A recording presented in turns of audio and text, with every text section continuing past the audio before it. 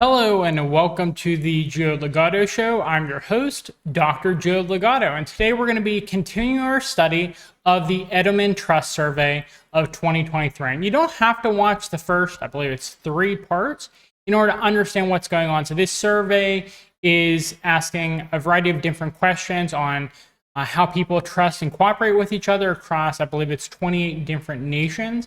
And so if you want, you can go back to watch the other videos after this one as well, but you do not need to watch them in order to understand what we're going over right now. And so I left off last time talking about how social fabric is weakening, and we can see here this particular set of questions is from 27 different countries, and so you see it says global 27 here. And these 2 questions are the percent of people who say the lack of civility and mutual respect today is the worst that they have ever seen, and that is at 65%. And then the social fabric that once held this country together has grown too weak to serve as a foundation for unity and common purpose. So very concerning, particularly when you consider the fact that this survey is primarily of Western nations. There's a few non-Western nations such as China and Thailand, but for the most part, this is countries like America, countries like the United Kingdom, Finland, et cetera, et cetera. And so we see here that the majority think that civility and respect is at the worst it's ever been, which is really interesting because I believe this survey has been conducted for, at the very least, years, if not decades. Actually, let me go back. It says it right at the beginning. Okay, 23 years of trust. 23 years of trust. So this is decades old. And I would say that 23 years ago, the majority belief within Western societies was still in assimilation, which was that people would come to your nation and they would assimilate and be a part of that nation.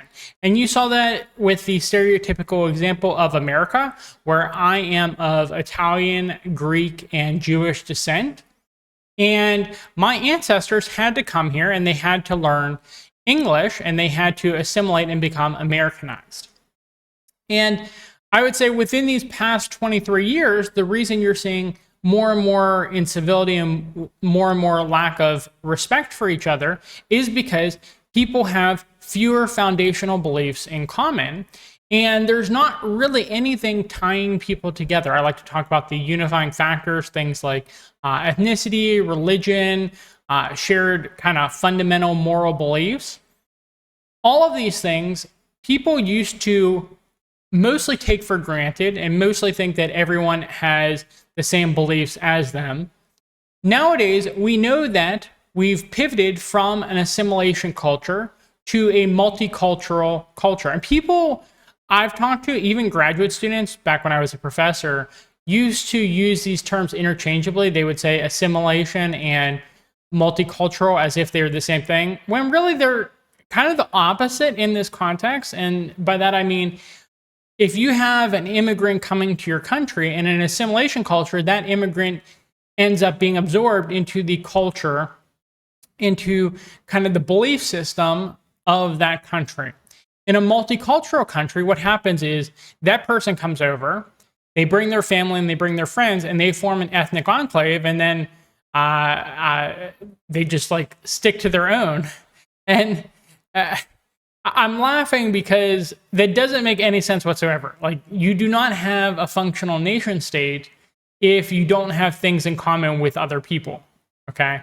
You need to have something in common. You need to have mutual beliefs in common. And so you have 23 years, I would say really started at the end of the Cold War, so more like a little over 30 years, of multiculturalism gaining more and more dominance within Western society. And you see the repercussions of that here, where people just don't get along because they've, instead of assimilating into one culture, they have their own little tribal groups within a nation. And that's not called a nation at that point. That's a set of nations that are just kind of like sharing a border, but then they don't even agree if a border should exist at all. And it's just, it's absolute chaos. And it's obvious that it's not going to last for overly long, right? social fabric that once held this country together has grown too weak to serve as a foundation for unity and common purpose. So again, this is across 27 different nations. I'm assuming it's far higher in the United States given the direction the United States is going in. But you already have the majority of people saying there's not enough to hold our country together going forward. That's a very gloomy outlook on where these nations are going. But I can imagine that the numbers that said relatively similar things, they had relatively dire outlooks during, I guess, the Great Depression and during pre-World War I and World War II times. People were saying relatively similar things about instability within nations. They may not have said the exact same things related to a lack of unity and common purpose, maybe, but they were probably saying similar things in regards to things destabilizing, things becoming worse. Okay, so ideology becomes identity. Few would help, live, or work with the other side. If a person strongly disagreed with me or my point of view, I would help them if they were in need, 30%. Be willing to live in the same neighborhood, 20%. Be willing to have them as a coworker, 20%. Okay, so these are not additive, by the way. These aren't like 30 plus 20 plus 20. No, this is, you have likely 30% of people, less than 1/3, willing to help other people who disagree with them. And then of that 30%, maybe some 20% of the 30% be willing to live in the same neighborhood and be willing to have them as a coworker. Now, it's not necessarily the case that those overlap where 20% of that 30%, or I don't want to say it that way, 20 of, there's no real good way of saying that because 20% of 30% is not exactly what I'm going for there. 2/3 of that 30%, I guess is another way of putting it. Oh, wait, no, that's not. Fractions are difficult to talk about in the way that I want to talk about it. But what I'm trying to get at is that it's not necessarily the case that the 20% numbers for either of those two second figures is the same as the 30% there. It could be that those 20% figures come from the other 70% of society. But I think we can probably conclude, we can probably infer that the 20% does come from that 30% of society figure. And it's not necessarily separate people who are willing to be in the same neighborhood, but not also help other people in need who have different points of view. And so considering I just hopefully established that it's at most 30% of society willing to do any of these things, which is less than 1/3, that's a very concerning number. And obviously it goes along with what they're saying up here, that the social fabric has grown too weak to hold together a cohesive society. It used to be the case 50 years ago that the vast majority would have helped someone with differing viewpoints. But now I can kind of see why you wouldn't.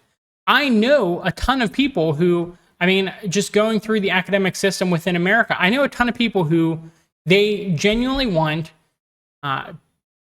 if you're a part of these identity groups, they want you dead. If you're straight, if you're Christian, if you're white, if you're male, they want you dead. If you're any one of those four groups, and the more of those groups you are, the more they passionately want you dead. I mean, it's actually weird how often in academia people will come up to you and say like they hate white people. Like I remember this actually very frequently when like there was a group during graduate school. We'd always come together and hang out during lunch and sometimes breakfast and sometimes dinner. But as graduate students and as faculty and staff members, we get a discount going to the dining halls on campus. And me and my South Korean friend, we would sit there, and sometimes there would be people who, and he just came to the country, I would say like 3 years ago now, maybe a little bit more, maybe 4-ish years ago. But he was a very pro-American person. He didn't really understand the culture wars, identity issues of the modern nation state. But we would sit at the table, and sometimes people, like friends of ours, would just start ranting on about how they like hated white people and how white people's time is coming to an end, and how demographics will take care of white people, or like they'll rant about Christians, or they'll rant about straight people, or well, actually, it didn't happen. I should just be honest here. It didn't happen with straight people at that institution. Often, pretty much everyone was straight. It was a relatively it was a relatively conservative culture compared to at least my undergrad. But they would rant about hating Christians. They would rant about hating white people. They would rant about hating males sometimes, although we were a pretty male-dominated group, so I usually heard that in other places. But you'd be honestly surprised by like how often people would just say to my face, because it's just so normal in an academic setting to say like they hate white people, they can't wait until white people are a minority. Like it would happen so often. People would just blatantly say that to my face. And it's really hard to hear people who they consider me a friend and I consider them a friend, and they're telling me that they don't want me to exist. And like I have relatively thick skin, so like I would never like really say anything. I would just like kind of shrug it off. But like in that circumstance, I can't understand how you could expect to form a functioning society. And that actually became even more prevalent during the pandemic, which is really interesting, because typically during a pandemic, during any type of just problems occurring within society,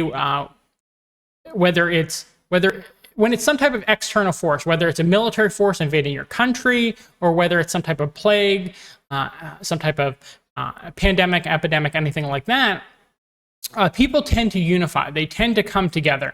What you saw in America, at the very least, was you saw increased tribalism, which tells me that the center point of people's foundational beliefs are not the same anymore. When it comes to kind of like unifying, they completely unify into two separate tribes. And I remember during the pandemic that I heard even more. I mean, we weren't able to get together in large groups at the beginning of the pandemic, but a little bit later in the pandemic, when we started to get together again, people were even more unhinged in their hatred of straight white Christian males. Like they would very vociferously tell us about it. And my South Korean friend was typically stunned by some of these rants, some of these outbreaks that would occur. So it's any wonder, just looking at these numbers, like you can't come back from that. Like if you hate a person based off of their sexual orientation, based off of their skin color, based off of their religion, based off of their gender, any of those things. Well, I guess you could call it sex. I don't know if I want to say it, but those things overlap 99% of the time. And so using them interchangeably would be an accurate thing to do in the fields of scientific inquiry. So I typically use gender and sex interchangeably, because while there is a slight distinction, it's not enough to matter. We would call that convergent validity. But anyways, there are people that hate you based off of these things. And it's any wonder that I'm actually surprised 30% of people are willing to tolerate that and help someone out who very clearly wants you dead, wants your family dead, wants your children dead, wants your parents dead. I mean, there's no coming back from that. It's very clear that there's no coming back from that. And if it was people who are disadvantaged within society, a certain clique of people who are disadvantaged, I would say it's more optimistic, more hopeful that people come back from that. But it is the leaders of society who most strongly believe in these very hostile identity politic things. And you just don't come back from that. When you have people who disagree and hate each other based off of things like skin color to that extent, it's really as bad as it gets. And be willing to live in the same neighborhood. Obviously, you won't want to live in the same neighborhood as someone who wants you dead. I'd be willing to have them as a coworker. You're seeing even more fracturing in terms of the workplace, in terms of Republicans, Democrats, liberals, conservatives, et cetera, et cetera. Polarization worsens fears. Okay, percent who say, if our divisions are not addressed, this is likely to be the consequence. Ooh, okay, so I haven't looked at this yet, so this is going to be interesting. But this is global 25 countries. It excludes China and Thailand. Okay. So let's see, top 5 of 13. So what are the likely consequences? Worsening prejudice and discrimination. Okay, obvious that if you have only 1 out of 5 people willing to have others as a coworker, like if you're a conservative, only 1 of 5 is willing to have a liberal as a coworker, then yeah, obviously discrimination and prejudice is going to get worse.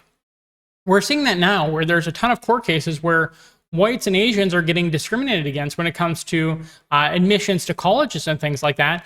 And I've talked about this in other videos, but I had a number of instances where I was just pretty much flat out told that they were looking for more diversity, and I was not a diverse enough candidate. That's actually why I became more of the independent content creator, independent contractor type of role, was because of the fact that a lot of the academic jobs I was interested in and very highly qualified for, I have like a 20-page curriculum vitae, I was just not able to get those jobs because of, and they flat out told me because it's not illegal anymore to do this. I mean, it technically is illegal, but trying to find a judge that would prosecute these things is just near impossible. But they would essentially tell me that I'm not a diverse enough candidate. And that happens more and more if you're straight white Christian male in modern society. You're going to hear that quite frequently, that you're just simply not diverse enough. And it's any wonder that you have something like 30-40% of straight white Christian males just opting out of society. Slower economic development. Okay, so obviously if people do not get along, they're not going to work well together in terms of creating final products and services. Okay, violence in the streets. I mean, these are the top 5 of 13. So a significant number of people put violence in the streets. I mean, whether you want to call that civil war levels of violence, or whether you want to call it something like lone incidences, lone wolves, tribalism, small attacks in the streets, something similar to maybe the IRA and the United Kingdom duking it out in Northern Ireland.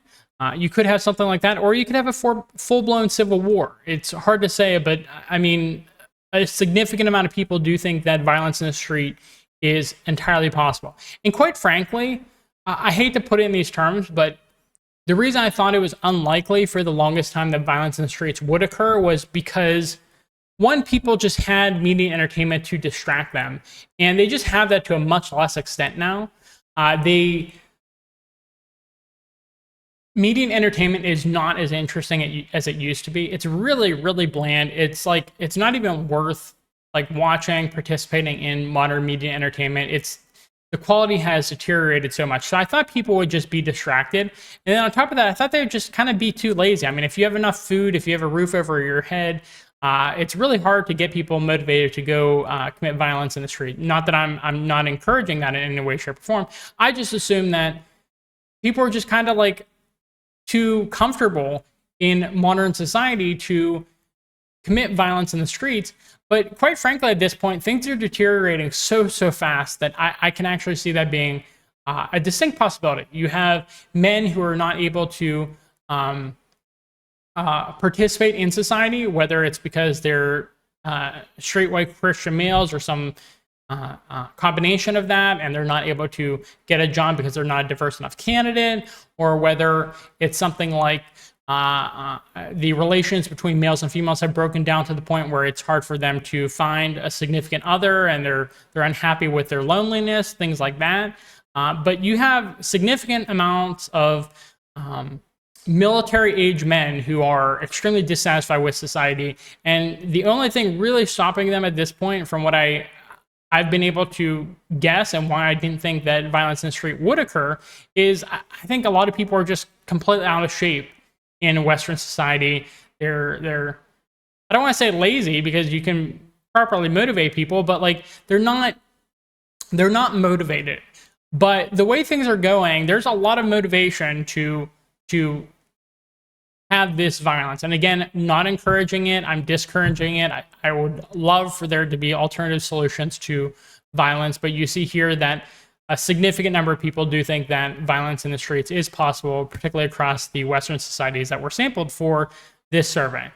Next, number 4, inability to address societal challenges. I mean, obviously that's one that should be a little bit higher there, because If you have people who aren't willing to function together, aren't willing to cooperate with each other, aren't willing to work together, if you have people who don't think that the social fabric is strong enough to hold a country together, obviously there's going to be an inability to address societal challenges. And then I will suffer financially. Obviously, that's occurring. People have been far more productive within modern society, but during the 1970s, there was a decoupling between productivity and compensation.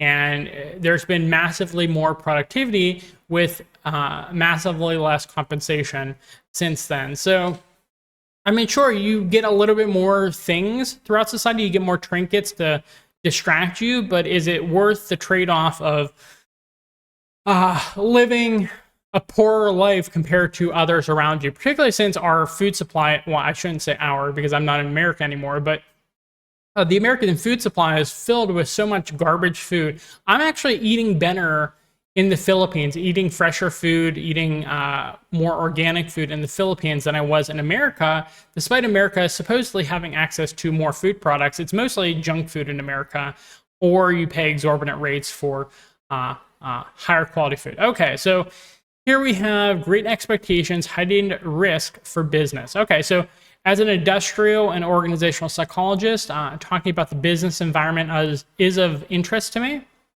So let's see. Only business is competent and ethical, sustains rise in ethics for third year.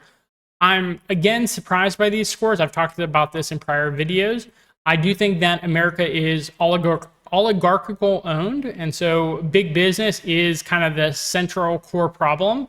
But it is obviously not all businesses. It's the extremely large businesses such as BlackRock and Vanguard that, I guess you can throw places like State Street up there as well, that kind of control business and influence it in a direction that I personally do not like.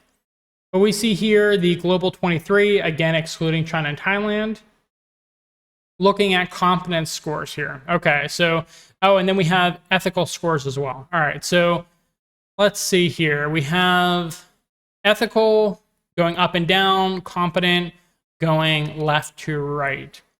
All right, so non-governmental organizations are considered less than average in terms of competence, but they are considered far the highest in terms of how ethical they are. And again, I strongly disagree with that. I do think that people are just not informed that the most prominent, most influential NGOs, non-governmental organizations, I think they are controlled by intelligence community assets. And so I don't think they're particularly ethical. They typically cause civil wars within other societies. Things like in Ukraine, in Libya, they're fomenting problems in places like Thailand, Taiwan, South Korea. Non-governmental organizations are really taking on the role as an arm of the intelligence community within the Western world.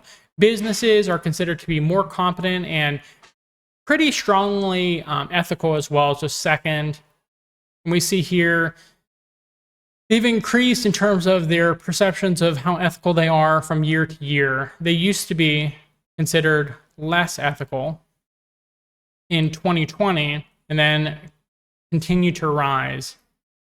Okay. Then we see government is considered to be low in competence and low in ethical, how ethical they are. And then media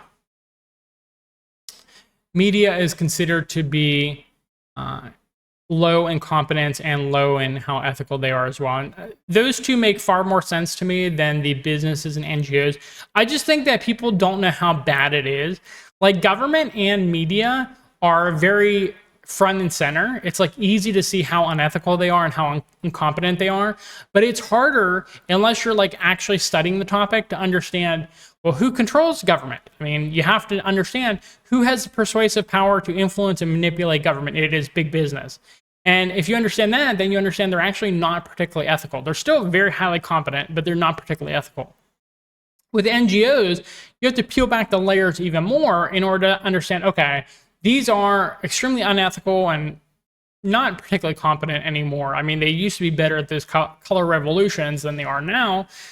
But yeah, I think the reason this is the way it is because people don't see exactly what's under the surface here. If you have only a surface level understanding, I mean, which is completely understandable too, by the way, people going about their day-to-day lives, they might see that the government and media are just like corrupt and unethical, incompetent, et cetera, et cetera.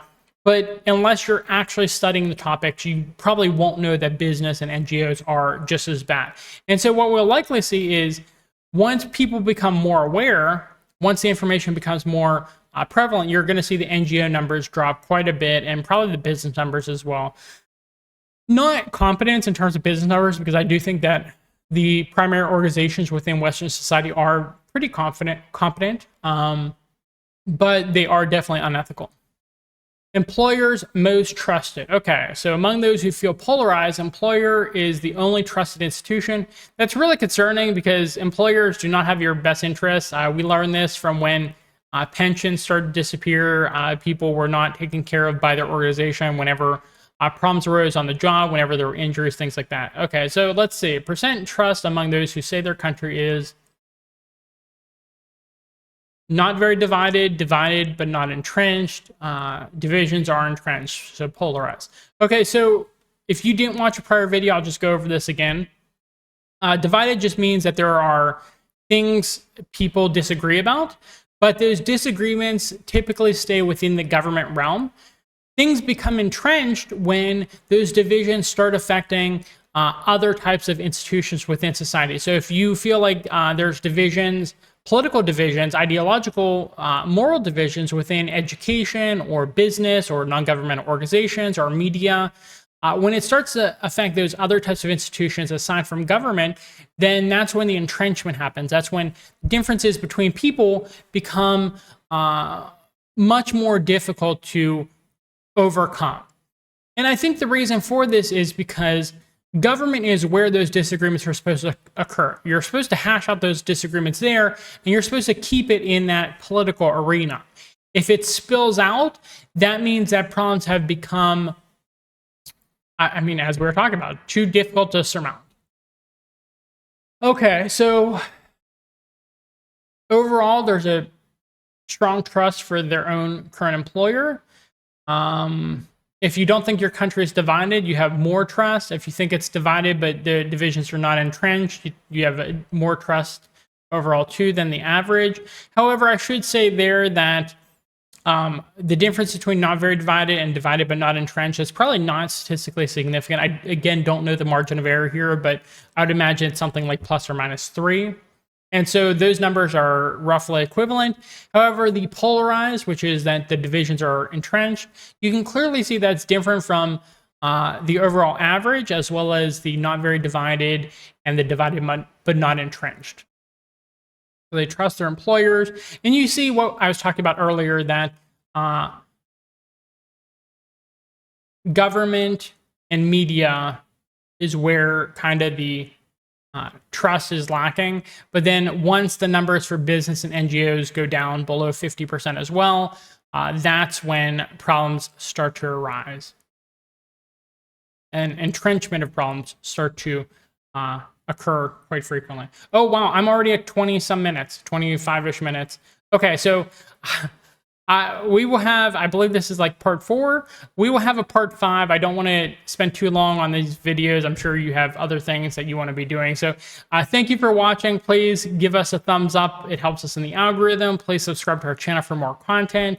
And leave a comment in the comment box. I always read it. If it's a positive comment, I'll give you a thumbs up. If it's something I need to respond to, I will respond to it. If it's a negative comment that is not worth commenting on, I'll probably make a your mom joke. So that's how I roll. Thanks, and I hope you have a good rest of your day. Bye.